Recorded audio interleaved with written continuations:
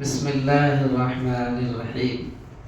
درود شریف پڑھ لیجئے. اللہم صلی علی سیدنا و سندنا و شفیعنا و حبیبنا و نبینا مولانا محمد وبارک وسلم تسلیما کثیرا کثیرا. جیسے آپ نے گزشتہ یہ سنا تھا کہ حضرت خدیجۃ الکبریٰ رضی اللہ عنہا کی وفات اور ابو طالب کا انتقال کر جانا اور کافروں کی ہمتوں کو بڑھوتری مل جانا، کس طرح یہ سن ہجری 10 غموں کا سال بنا جس کو عام الحزن کہا گیا. کس طرح کافروں کے حوصلے ان دونوں کہ وفات کے بعد ان کے حوصلے کیسے بڑھے اور کس طرح ان مشرکوں نے اس روشن چراغ کو گل کرنے بجھا دینے کے لیے صحیح وہ کوشش کی. تو یہ آپ نے گزشتہ سنا تھا. آگے سنیے. کافروں نے بہت کوشش کی محمد صلی اللہ علیہ وسلم اللہ کا پیغام پہنچانا چھوڑ دیں، اسلام کی دعوت دینا بند کر دیں، لیکن ذرا بھی کامیابی نہ ہوئی. اسلام کا چراغ گل کرنے کی مسلسل کوشش اور پھر مسلسل ناکامی، کوشش ناکامی، کوشش ناکامی. دشمنوں کے لیے ایک المناک سانحہ تھا. عقل حیران تھی، کیا کریں، سمجھ نہیں آ رہا تھا مشرکوں کو. آپ کے مقابلے میں کون سی چال چلے. لیکن افسوس ابو طالب تو جا چکے تھے. ہاں، وہی ابو طالب جو آپ صلی اللہ علیہ وسلم کا سہارا اور مددگار تھے، بلاؤں کے طوفان میں ایک محکم دیوار تھے، جو پورے قبیلے کا شیرازہ تھے، سارے خاندان کا گلدستہ تھے. انہی کی بدولت لوگ آپ صلی اللہ علیہ وسلم کے ساتھ تھے، آپ کے گرد جمع تھے. اب میدان خالی تھا، راستہ ہموار تھا، دل کا بخار نکالنے کے لیے موقع سازگار تھے. اب نرمی اور رحمدلی کا کیا سوال تھا. اب تو ظلم و ستم کے تیز جھونکے تھے. اب آپ صلی اللہ علیہ وسلم کو ستانے میں ہر ایک شیر تھا، اس میں جو جتنا ہی زیادہ آگے تھا اس کو اتنا ہی زیادہ فخر تھا. امتحان یہ کہ ایک روز آپ صلی اللہ علیہ وسلم کعبے کے پاس نماز پڑھ رہے تھے. ایک بدبخت کو شرارت سوجی، آپ صلی اللہ علیہ وسلم پر بکری کی اوج لا کر ڈال دی. گندگی اجڑی. رحمت عالم صلی اللہ علیہ وسلم کی طرف سے اس بدتمیزی کا کیا جواب تھا. کیا اس ظالم کو برا بھلا کہا، کیا اسے کوئی بد دعا دی؟ نہیں، بس آپ نے اتنا فرمایا، آل مناف پڑوسی کے ساتھ کیسا سلوک ہے یہ. ارے پڑوس کے ساتھ یہ کیسا سلوک کر رہے ہو. ایک دفعہ آپ صلی اللہ علیہ وسلم کہیں جا رہے تھے، کسی بدبخت نے سر مبارک پر خاک ڈال دی، مٹی. آپ صلی اللہ علیہ وسلم اسی حال میں گھر آئے. بیٹی فاطمہ نے یہ دیکھا تو دوڑ کر پانی لائی اور سر کو دھونے لگی. وہ پانی گرا رہی تھی اور اس میں گرم گرم آنسو ملا رہی تھی. ننھے منھے ہاتھوں سے اپنے باپ کا سر دھو رہی تھی.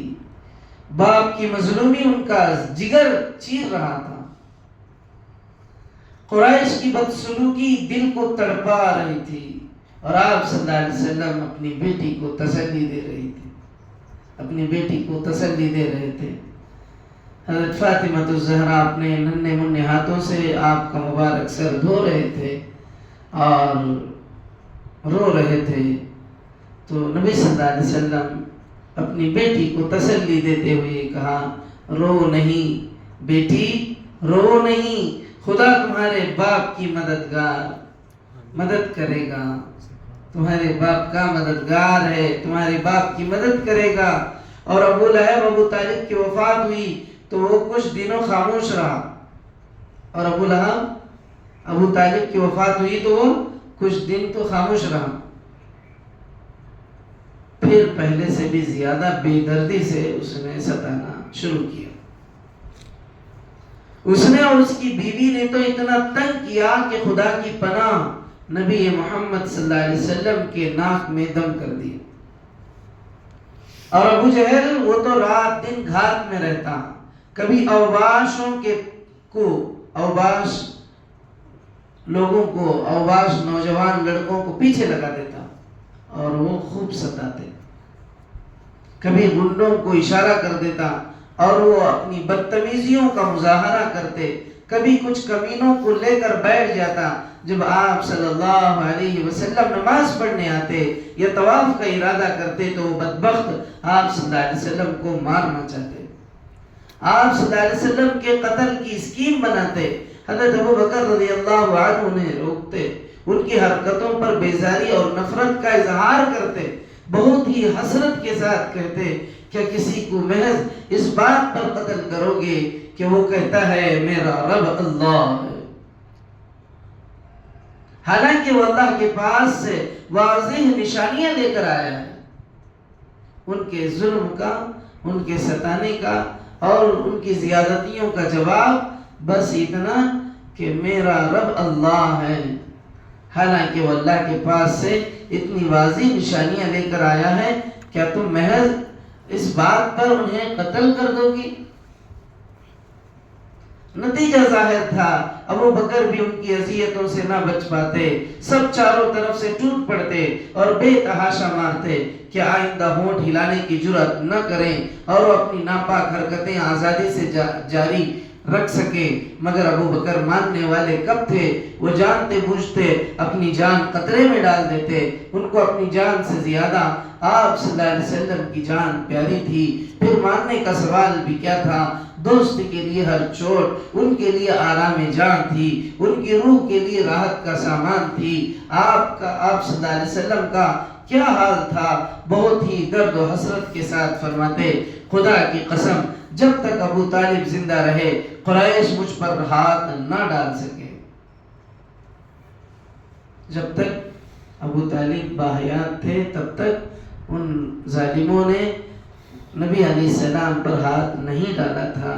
جب ابو طالب انتقال فرما گئے تو اس کے بعد سے ان ظالموں نے آپ پر ہاتھ ڈالنا شروع کر دیا۔ یہ تھا اذیتوں کا معاملہ، رسول خدا اذیتوں کا نشانہ بنے ہوئے ہیں، زبانوں کے تیر آپ کے جگر میں پیوست ہو رہے ہیں۔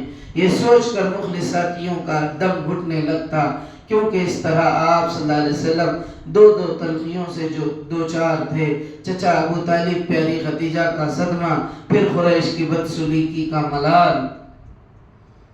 ایک چچا انتقال کر گئے، دوسری طرف تسلی اور تشفی دینے والی بیوی خدیجہ الکبریٰ جدا ہو کر الوداع کہہ کے چلے گئے، اور دوسری طرف قریش کی بدسلوکی۔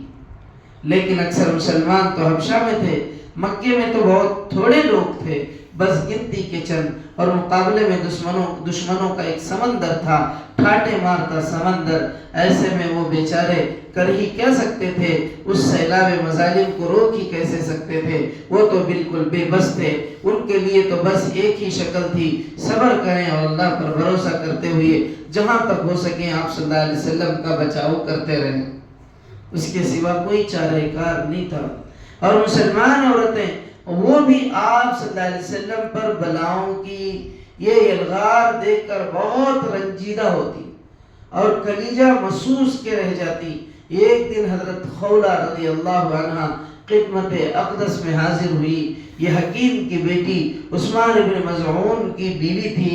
بولی کیوں نہیں آپ دوبارہ اپنا گھر بسا لیتے کہ کوئی آپ کے غموں کو بانٹ سکے، آپ کے دل کا بوجھ ہلکا کر سکے، کوئی ختیجہ جیسی نہ سہی لیکن کچھ تو غم ہلکا ہوگا، کچھ تو دل کو سکون ہوگا۔ پیارے نبی صلی اللہ علیہ وسلم، حکیم کی بیٹی کس کی طرف اشارہ ہے؟ خولہ کنواری بھی مل سکتی ہے اور بیوہ بھی ہے۔ پیارے نبی صلی اللہ علیہ وسلم نے پوچھا کنواری کون؟ خولہ آپ پر سب سے زیادہ حق ابو بکر کی بیٹی کا ہے۔ پیارے نبی صلی اللہ علیہ وسلم پھر پوچھا اور بیوہ کون؟ خولہ رضی اللہ عنہا نے کہا زمعہ کی بیٹی سودا، وہ آپ پر ایمان لائی ہیں، تمام باتیں خوشی خوشی تسلیم کی ہیں۔ مہاجرین حبشہ میں وہ اور ان کے شوہر سکران ابن عمر بھی تھے، وہاں سے دونوں واپس آ رہے تھے، راستے ہی میں ان کے شوہر اللہ کو پیارے ہو گئے۔ اس وقت وہ آپ کے گھر میں آ جائیں تو ان کی بڑی دلجوئی ہو جائے گی اور آپ کی بھی طبیعت بہلے گی۔ پیارے نبی صلی اللہ علیہ وسلم، اللہ تعالیٰ تمہیں خوش رکھے، تمہارا مشورہ بہت مناسب ہے۔ خولہ رضی اللہ عنہ سودا کے پاس گئی، بولی اللہ اللہ، تمہاری قسمت کتنی برکتوں کا تم پہ سایہ ہے۔ حضرت سودا بڑی بےتابی سے آپ کیا کہہ رہی ہیں بہن، میں کچھ سمجھ نہیں سکی۔